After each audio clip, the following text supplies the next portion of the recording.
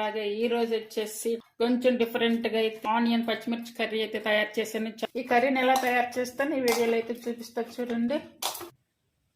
పూరీలోకి కొంచెం డిఫరెంట్ గా కర్రీ అయితే తయారు చేసి చూపిస్తాను.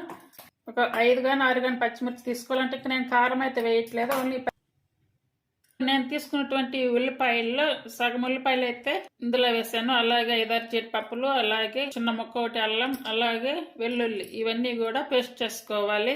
వాటర్ వేసి చూడండి ఇలా అయితే పేస్ట్ చేసుకోవాలి. ఇప్పుడు స్టవ్ మీద ఒక ప్యాన్ పెట్టుకొని మనకి కర్రీ సరిపడా ఆయిల్ వేసుకోవాలి. అంటే నేను చిన్న ఉల్లిపాయలు అయితే వేసుకోవాలి. ఈ పేస్ట్ కూడా ఇందులో వేసేసుకోవాలి.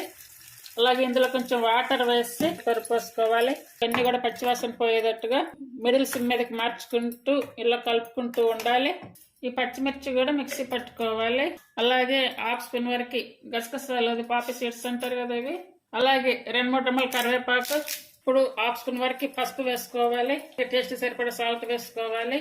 ఇలా కచ్చా పచ్చగా పట్టుకున్నటువంటి కరివేపాకు, పచ్చిమిర్చి ఇందులో అయితే వేసుకోవాలి. ఈ కర్రీ సరిపడా హాట్ వాటర్ వేసుకోవాలి. ఒకవేళ సిమ్ మీద కాకుండా మిడిల్లో ఆన్ మీద పెట్టుకునే పని అయితే మాత్రం దగ్గర ఉండి కలుపుకుంటుండాలి. ఈ పద్ధతిలో చేసారంటే చపాతీలకు కానీ, అలాగే పూరి, చపాతీ, పుల్కా, రోటీ అన్నిటికి కూడా చాలా బాగుంటుంది టేస్ట్. ఆనియన్ పచ్చిమిర్చి కర్రీ అయితే రెడీ అయ్యింది. పూరి కర్రీ మీకు నచ్చినట్టయితే ప్లీజ్ లైక్ చేసి, షేర్ చేసి, సబ్స్క్రైబ్ చేయండి. Thank you for watching.